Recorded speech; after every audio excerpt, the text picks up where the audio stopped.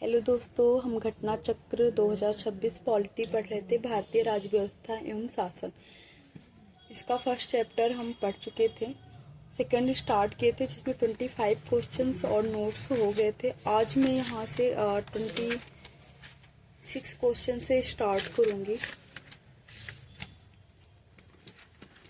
Last question मेरा क्या था, डॉक्टर राजेंद्र प्रसाद को संविधान सभा का सभापति चुना गया था तो दिसंबर 1946 को, यानी कि 9 दिसंबर 1946 को डॉक्टर सच्चिदानंद सिन्हा को चुना गया था अस्थायी अध्यक्ष पहली बैठक के टाइम पे।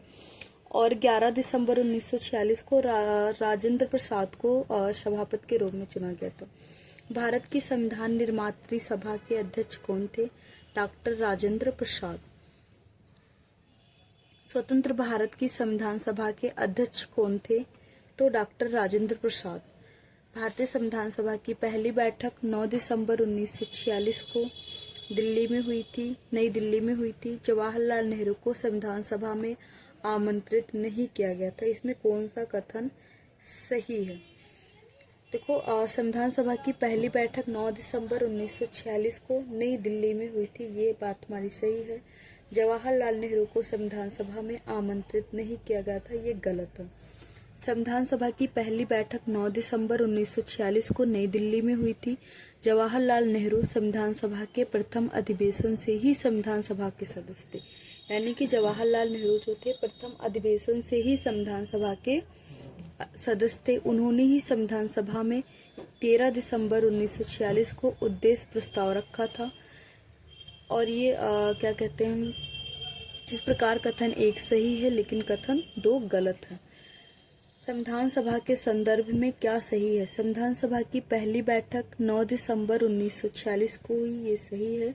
इसके प्रथम अस्थायी अध्यक्ष डॉक्टर सच्चिदानंद सिन्हा थे, ये गलत है क्योंकि अस्थायी अध्यक्ष डॉक्टर सच्चिदानंद सिन्हा थे। मुस्लिम लीग ने संविधान सभा की प्रथम बैठक का बहिष्कार किया, ये सही है। तो हमारा ऑप्शन बी होगा, फर्स्ट और थर्ड।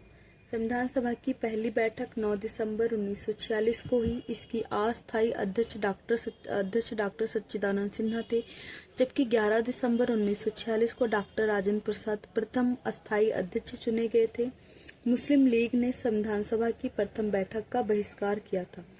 संविधान सभा के प्रथम मनोनीत उपसभापति कौन थे?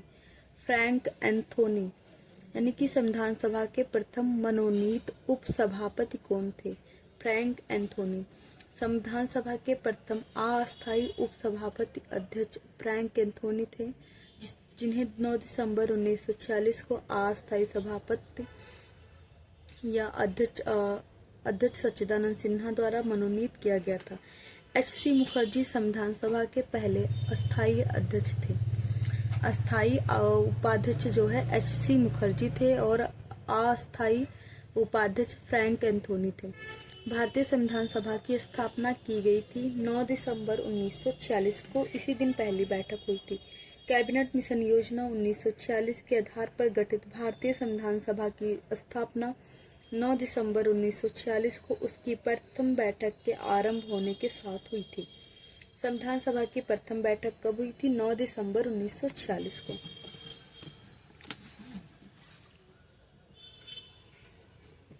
संविधान सभा का गठन कब हुआ था? दिसंबर 1946, दिसंबर 1948, नवंबर 1950, दिसंबर 1951, दिसंबर 1946 को, यानी 9 दिसंबर 1946 को संविधान सभा का गठन हुआ था। भारत की संविधान सभा का प्रथम अधिवेशन कब शुरू हुआ था? 9 दिसंबर 1946 को। भारतीय संविधान सभा की पहली बैठक कब हुई थी? 9 दिसंबर 1946 को। जवाहरलाल नेहरू ने भारत के संविधान सभा की किस बैठक में उद्देश्य प्रस्ताव रखा था? 5वीं। 13 दिसंबर 1946 को भारत की संविधान सभा के प्रथम अधिवेशन की 5वीं बैठक में जवाहरलाल नेहरू ने उद्देश्य प्रस्ताव रखा था, जिसने संविधान के निर्माण के लिए सटीक दर्शन एवं मार्गदर्शक सिद्धांत प्रदान किए और बाद में भारत के संविधान की प्रस्तावना का रूप लिया। नेहरू ने संविधान सभा में उद्देश्य प्रस्ताव कब प्रस्तुत किया था? 13 दिसंबर 1946 को संविधान की 5वीं बैठक में।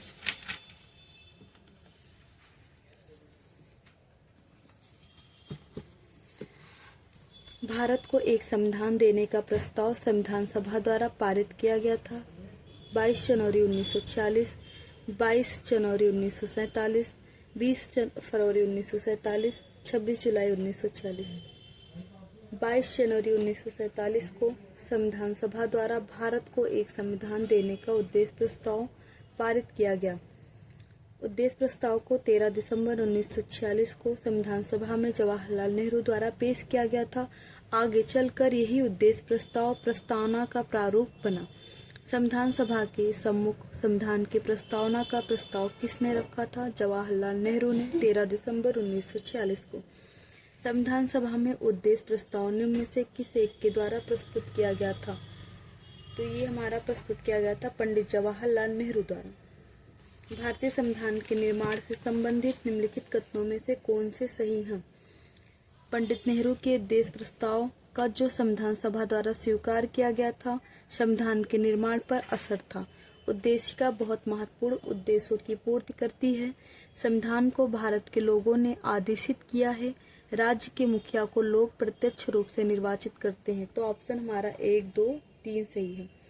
भारतीय संविधान के तहत राज्य के मुखिया अर्थात राष्ट्रपति का निर्वाचन लोगों द्वारा प्रत्यक्ष रूप से नहीं बल्कि अप्रत्यक्ष रूप से जनप्रतिनिधियों, संसद एवं विधानसभा के निर्वाचित सदस्यों के माध्यम से किया जाता है।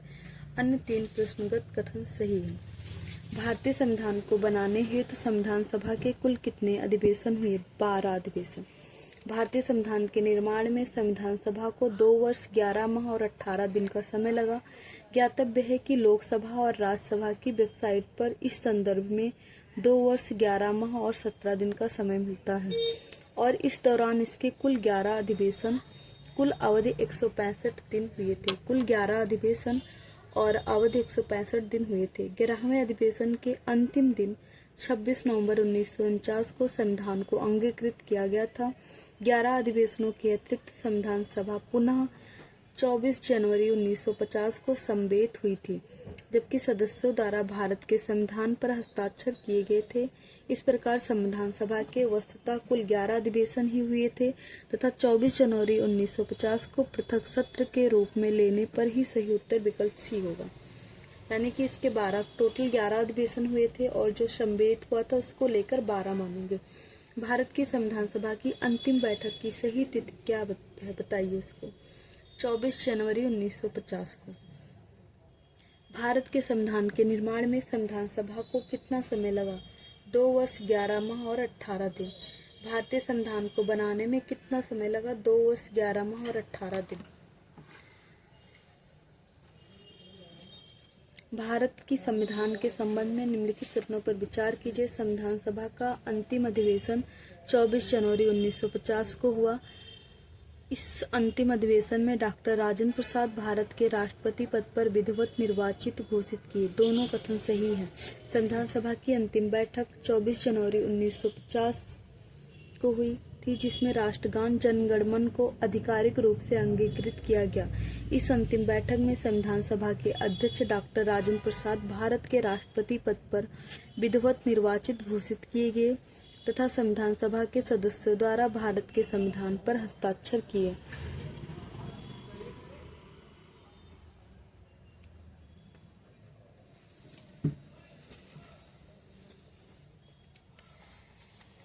संविधान सभा के पहले उपाध्यक्ष कौन थे? तो संविधान सभा के पहले उपाध्यक्ष एच.सी. मुखर्जी थे। प्रारूप समिति के मूलतः एकमात्र कांग्रेसी सदस्य कौन थे? के.एम. मुंशी थे। राजस्थान के रियासतों का प्रतिनिधित्व करने वाले संविधान सभा के सदस्य वी.टी. कृष्णामाचारी थे। संघ संविधान समिति के अध्यक्ष पंडित जवाहरलाल नेहरू थे। ऑप्शन हमारा बी सही है। संविधान सभा के पहले उपाध्यक्ष एच.सी. मुखर्जी। प्रारूप समिति के मूलतः एकमात्र कांग्रेसी सदस्य के.एम. मुंशी।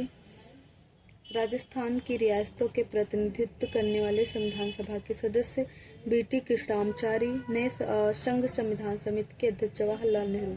संविधान सभा के पहले अस्थायी उपाध्यक्ष फ्रैंक एंथोनी थे, जिन्हें 9 दिसंबर 1946 को अस्थायी अध्यक्ष सच्चिदानंद सिन्हा द्वारा नामित किया गया था। एच.सी. मुखर्जी संविधान सभा के पहले अस्थायी उपाध्यक्ष थे। भारतीय संविधान के निर्माण के समय संवैधानिक सलाहकार कौन था?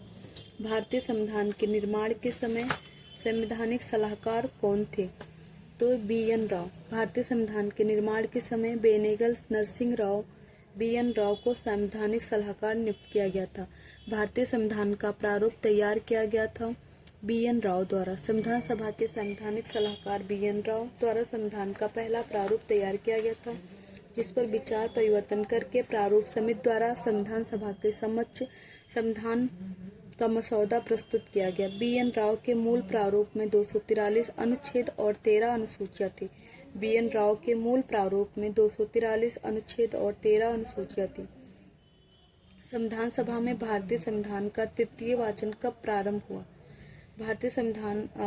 संविधान सभा में भारतीय संविधान का तृतीय वाचन 17 नवंबर 1949 से प्रारंभ हुआ और 26 नवंबर 1949 तक चला। अतः विकल्प नहीं सही है इसमें कोई भी।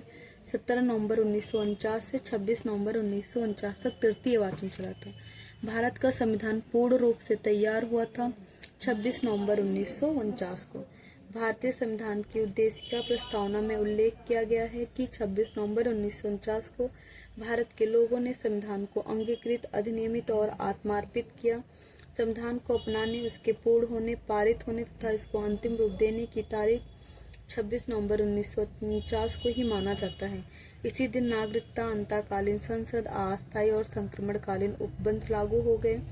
तथापि संविधान के शेष उपबंध 26 जनवरी 1950 से प्रभावी हुए। अतः संविधान के पूर्ण रूप से लागू होने तथा पूर्ण रूप से क्रियान्वित होने की तिथि के रूप में 26 जनवरी 1950 को ग्रहण करते हैं।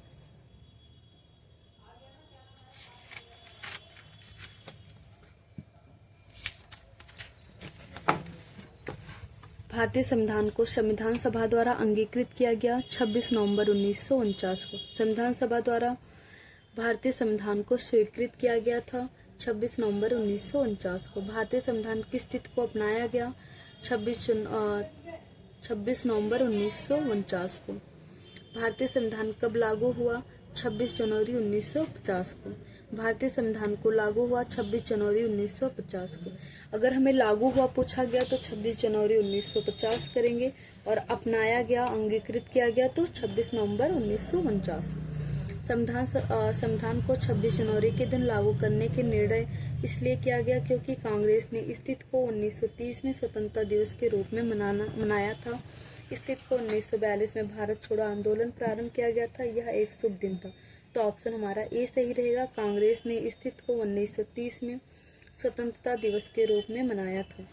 भारतीय राष्ट्रीय कांग्रेस के लाहौर अधिवेशन दिसंबर 1929 में पूर्ण स्वराज की घोषणा की गई तथा 26 जनवरी 1930 को स्वतंत्रता दिवस के रूप में मनाए जाने का संकल्प लिया गया और आज़ादी के पूर्व तक 26 जनवरी को स्वतंत्रता दिवस के रूप में मनाया जाता रहा।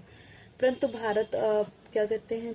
भारत 15 अगस्त 1947 को स्वतंत्र हो गया और तब से प्रत्येक वर्ष 15 अगस्त को स्वाधीनता दिवस के रूप में मनाया जाने लगा, जबकि स्वतंत्रता प्राप्ति के पश्चात 26 जनवरी की तिथि को अविस्मरणीय बनाने हेतु भारतीय संविधान को पूर्णतः 26 जनवरी 1950 को लागू किया गया और तब से प्रत्येक वर्ष 26 जनवरी को गणतंत्र दिवस के रूप में मनाया जाने लगा। भारतीय संविधान दिवस मनाया जाता है 26 नवंबर को। भारतीय संविधान दिवस 26 नवंबर को मनाया जाता है। भारतीय संविधान 26 नवंबर 1949 को बनकर तैयार और संविधान सभा द्वारा अंगीकृत हुआ और इसके कुछ प्रावधान इसी दिन लागू किए गए थे, जिसके फलस्वरूप इसी दिन को संविधान दिवस के रूप में मनाया जाता है। जबकि भारतीय संविधान 26 जनवरी 1950 को पूर्ण रूप से लागू किया गया और 26 जनवरी को गणतंत्र दिवस के रूप में मनाया जाता है। संविधान दिवस के बारे में निम्नलिखित कथनों पर विचार कीजिए। नागरिकों के बीच संवैधानिक मूल्यों को संवर्धित करने के लिए संविधान दिवस प्रतिवर्ष 26 नवंबर को मनाया जाता है। यह ऑप्शन हमारा सही है। 26 नवंबर 1949 को भारत की संविधान सभा ने भारत के संविधान का प्रारूप तैयार करने के लिए डॉक्टर भीमराव अंबेडकर की अध्यक्षता में एक प्रारूपण समिति बनाई गई। ये गलत है। भारत का संविधान नवंबर 1949 को बनकर तैयार हो गया और संविधान सभा द्वारा इसी दिन अंगीकृत, अधिनियमित और आत्मर्पित किया गया। अतः नागरिकों के मध्य संवैधानिक मूल्यों को संवर्धित करने के लिए प्रतिवर्ष 26 नवंबर को संविधान दिवस के रूप में मनाया जाता है। इस प्रकार कथन एक सही है। संविधान सभा ने भारत के संविधान का प्रारूप तैयार करने के लिए 29 अगस्त 1947 को डॉक्टर भीमराव अंबेडकर की अध्यक्षता में 7 सदस्यीय प्रारूप समिति गठित की थी, अतः ऑप्शन सेकंड गलत है। भारतीय संविधान को अपनाया गया था संवैधानिक सभा द्वारा, ब्रिटिश संसद द्वारा, गवर्नर जनरल द्वारा, भारतीय संसद द्वारा। संविधान सभा के 11वें अधिवेशन में 26 नवंबर 1949 को भारतीय संविधान सभा द्वारा अपनाया और अधिनियमित किया गया। भारतीय संविधान को 26 नवंबर 1949 को किसके द्वारा अधिनियमित किया गया था? संविधान सभा द्वारा। भारत का संविधान अंगीकृत और अधिनियमित हुआ था 26 जनवरी 1950, 11 फरवरी 1948, 26 नवंबर 1949। तो ऑप्शन सी सही है, 26 नवंबर 1949। निम्नलिखित घटनाओं पर विचार कीजिए तथा इन्हें सही कालानुक्रम में व्यवस्थित कीजिए। सबसे पहले से लेकर आखिरी गतिविधि तक प्रारूप समिति की नियुक्ति। भारतीय संविधान को अंगीकृत और अधिनियमित किया गया। भारतीय संविधान के प्रवृत्त होने की तिथि। संविधान सभा की प्रथम बैठक।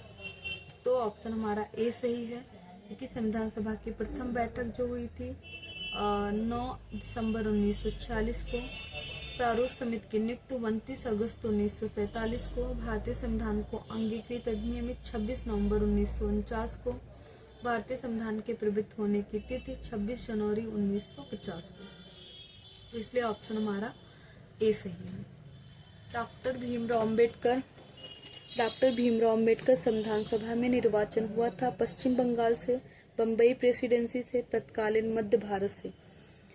वर्ष 1946 में संपन्न संविधान सभा के प्रारंभिक चुनाव में डॉक्टर भीमराव अंबेडकर अविभाजित भारत के बंगाल प्रांत के पूर्वी भाग से निर्वाचित हुए थे। बाद में यह क्षेत्र पाकिस्तान में चले जाने के कारण डॉक्टर अंबेडकर बम्बई प्रेसिडेंसी के पूना संसदीय क्षेत्र से उपचुनाव में निर्वाचित होकर भारतीय संविधान में सम्मिलित हुए। पूना सीट उनके लिए कांग्रेस के एम.आर. जयकर ने त्यागपत्र देकर रिक्त की थी। यद्यपि विकल्प ए में पश्चिम बंगाल है, फिर भी यह अभिष्ट विकल्प नहीं हो सकता, क्योंकि डॉक्टर अंबेडकर पूर्वी बंगाल से प्रथमतः निर्वाचित हुए थे।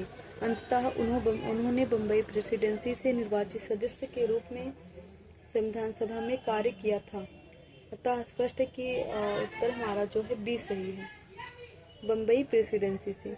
डॉक्टर भीमराव अंबेडकर का जन्म और मृत्यु कब हुई थी? डॉक्टर भीमराव अंबेडकर का जन्म 1891 में और मृत्यु 1956 में हुई थी। भारतीय संविधान निर्माण में मुख्य भूमिका निभाने वाले डॉक्टर भीमराव अंबेडकर का जन्म 14 अप्रैल 1891 को महू, अब अम्बेडकर नगर, मध्य प्रदेश में तथा मृत्यु 6 दिसंबर 1956 को दिल्ली में हुई थी। यानी कि जन्म मध्य प्रदेश में हुई थी, मृत्यु जो है दिल्ली में हुई थी। निम्नलिखित कथनों पर विचार कीजिए। तृतीय गोलमेज सम्मेलन के विचार विमर्श की परिणति भारत सरकार अधिनियम 1935 के पारित होने के रूप में हुई। भारत सरकार अधिनियम 1935 ने ब्रिटिश भारत के सूबों और भारतीय रियासतों के एक संघ पर आधारित ऑल इंडिया फेडरेशन के गठन का उपबंध किया। तो ऑप्शन सी सही है, 1 और 2 दोनों। नवंबर दिसंबर 1932 में लंदन में आयोजित तीसरे और अंतिम गोलमेज सम्मेलन में कांग्रेस ने भाग नहीं लिया था। इस सम्मेलन में भारत सरकार अधिनियमित 1935 के लिए एक ठोस योजना का अंतिम रूप में पेश किया गया था। इसमें ब्रिटिश भारत के सूबों और भारतीय रियासतों के एक संघ पर आधारित ऑल इंडिया फेडरेशन के गठन का प्रावधान किया गया था। नीचे 2 वक्तव्य दिए गए हैं। भारत का संविधान देश की आवश्यकताओं की पूर्ति करता है, इसको एक गृहीत संविधान कहा जाता है। तो बी और आर दोनों सही है, आर ए का सही स्पष्टीकरण नहीं है। भारत के संविधान देश की आवश्यकताओं की पूर्ति करने में पूर्णतः सक्षम है तथा भावी आवश्यकताओं के मद्देनजर इसमें संशोधन संबंधी प्रावधान भी है। दूसरी ओर इसमें विभिन्न देशों के संविधानों से तथ्य एवं विचार ग्रहण किए गए हैं, अतः इसे एक गृहीत संविधान भी कहा जाता है। हालांकि प्रमुख विद्वान इसे भारतीय परिस्थितियों के अनुरूप ढाला गया मौलिक एवं विशिष्ट संविधान मानते हैं। इस प्रकार कथन एवं कारण दोनों सही है, परंतु कारण कथन का सही स्पष्टीकरण नहीं है। संविधान सभा में वयस्क मताधिकार को 15 वर्ष के लिए स्थगित करने की बात की थी। डॉक्टर राजेंद्र प्रसाद ने, जवाहरलाल नेहरू ने, मौलाना आजाद ने, डॉक्टर भीमराव अंबेडकर ने, तो इसमें मौलाना आजाद ने। संविधान सभा में वयस्क मताधिकार विषय पर बहस के दौरान मौलाना अबुल कलाम आजाद ने वयस्क मताधिकार को 15 वर्ष के लिए स्थगित करने की वकालत की थी, किंतु डॉक्टर राजेंद्र प्रसाद एवं पंडित जवाहरलाल नेहरू ने जोरदार ढंग से इसे अपनाने के लिए इसका समर्थन किया था। निम्नलिखित में से किसने सुझाव दिया कि भारत की स्वतंत्रता के बाद भारतीय राष्ट्रीय कांग्रेस को एक राजनीतिक दल के रूप में भंग कर दिया जाएगा? महात्मा गांधी। भारत की स्वतंत्रता के उपरांत महात्मा गांधी ने यह सुझाव दिया था कि भारतीय राष्ट्रीय कांग्रेस को अब एक राजनीतिक दल के रूप में भंग कर दिया जाना चाहिए। निम्नलिखित में से किसने कहा था, एक संविधान एक मशीन की तरह बेजान चीज है और इसमें वे लोग जीवन फूंकते हैं जो इसका नियंत्रण करते हैं। भारत में बस कुछ ईमानदार लोगों की आवश्यकता है जिनके लिए राष्ट्रीय हित ही सर्वोपरि है। तो ये डॉक्टर राजेंद्र प्रसाद ने कहा था। प्रश्नगत कथन संविधान सभा के अध्यक्ष और भारत के प्रथम राष्ट्रपति डॉक्टर राजेंद्र प्रसाद का है। यह कथन 26 नवंबर 1949 को भारतीय संविधान को अपनाए जाते समय दिए गए उनके वक्तव्य का अंश है। अपनी राष्ट्रवादी प्रतिक्रिया में भारतीय संविधान के निर्माताओं ने अल्पसंख्यकों के हितों तथा भावनाओं के महत्व को कम करके आका है। यह कथन है आइवर जेनिंग्स का। प्रस्तुत कथन आइवर जेनिंग्स का है। उनका मानना था कि भारतीय संविधान के निर्माताओं ने भारतीय संघ में अल्पसंख्यक हितों और भावनाओं के महत्व को न्यूनतम रखने का प्रयास करता है। किसने कहा था? संविधान सभा कांग्रेस थी और कांग्रेस भारत था। ऑस्टिन ने कहा था। संविधान सभा कांग्रेस थी और कांग्रेस भारत था। यह वक्तव्य पद्म श्री पुरस्कार प्राप्त इतिहासकार ग्रेनविले ऑस्टिन का था। यह वक्तव्य उनकी पुस्तक the Indian constitution cornerstone of a nation में वर्णित है। भारतीय संविधान सभा में कुल कितनी महिला सदस्याएं थीं? तो टोटल 15 थी। भारतीय संविधान सभा में शामिल होने वाली कुल महिलाओं की संख्या 15 थी। इनमें से कुल 10 महिलाओं ने 9 दिसंबर 1946 को संविधान सभा की पहली बैठक में भाग ली थी और 5 जो है बाद में जुड़ी थी। ये हमारा था संविधान सभा का निर्माण। नेक्स्ट वीडियो में हम पढ़ेंगे संविधान सभा की प्रमुख समितियां। Thank you class.